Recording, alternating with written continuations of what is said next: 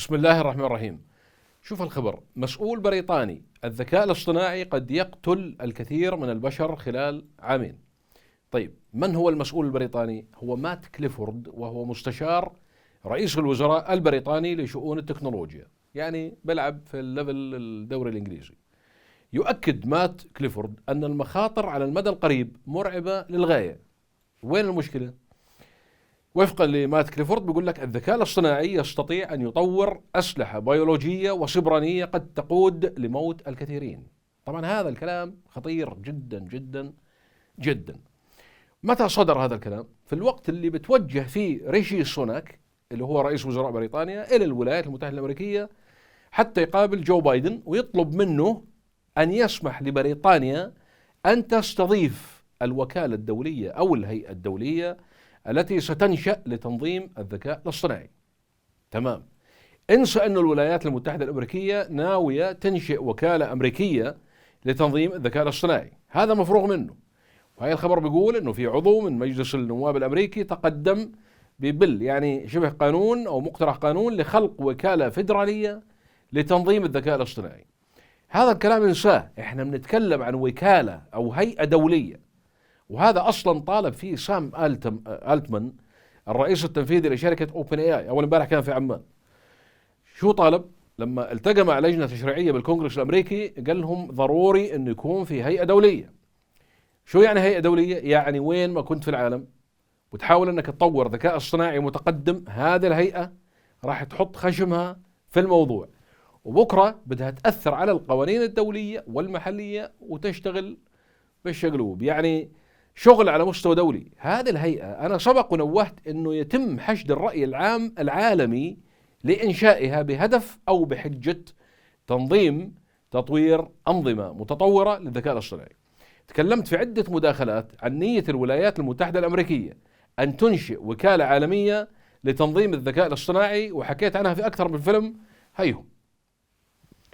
طيب، رئيس الوزراء البريطاني شو بيقول؟ بيقول لك نريد إنشاء هيئة تنظيم أو هيئة تنظم تطوير الذكاء الاصطناعي. اسمع الكلام، على غرار تنظيم، على غرار وكالة دولية للطاقة الذرية. شوف الموضوع وين واصل. على غرار شو؟ على غرار الوكالة الدولية للطاقة الذرية، تشبيه الذكاء الاصطناعي بالطاقة الذرية. على فكرة الذكاء الاصطناعي أقوى من الطاقة الذرية. الطاقة الذرية تسلخها بمنطقة، تضربها منطقة يمكن 200 مايل 300 كيلو متر. الذكاء الاصطناعي كل العالم. طيب، شو بالنسبة للصين؟ الصين في سباق دولي لتصبح القوة العظمى للذكاء الاصطناعي، ومثل ما سارعوا، ومثل كل شيء يعني سارعوا لتنظيم الموضوع محليا عشان ما حد يتفلسف عليهم يقول لهم انت شو؟ قال لك انا هيئة عندي. وكالة الانترنت الصينية طورت مسودة لتنظيم خدمات الذكاء الاصطناعي التوليدي، جنراتيف اي اي. يعني بدأوا وقالوا لك شكرا.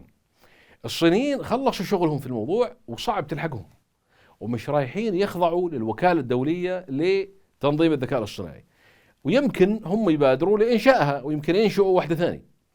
وهي شركة علي بابا بدها تنتج منافس للتشات جي بي تي، يعني جماعة بيلعب لحاله. طيب، أوروبا تلجأ للقوانين الحالية لتنظيم الذكاء الاصطناعي. إيطاليا مثلا منعت تشات جي بي تي.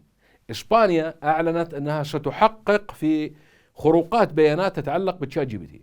فرنسا أعلنت أنها ستحقق في شكاوى تتعلق بتشات جي بي تي. اصبر شوي وشوف هيئة أوروبية متخصصة بالموضوع. شو يعني؟ يعني سوف ينشئوا وكالة دولية للذكاء الاصطناعي بهدف تنظيمه. يمكن بهدف تنظيمه، لكن الأهم هو بهدف السيطرة عليه. الآن أي واحد بطور طاقة ذرية، يعني أي واحد بيجي بيقول لك أنا طلعت مشروع طاقة ذرية، لا، 100% لا. الوكالة بتقول له وين رايح؟ بده تصريح وموافقات ومواضيع كثيرة. يعني اليوم العالم مصنف على أنه عندي سلاح نووي، أنت ما عندك سلاح نووي، وممنوع أن يكون عندك سلاح نووي. بكرة بصير عندي سلاح ذكاء اصطناعي وأنت ما عندك سلاح ذكاء اصطناعي. الهدف هو السيطرة على الذكاء الاصطناعي. لماذا؟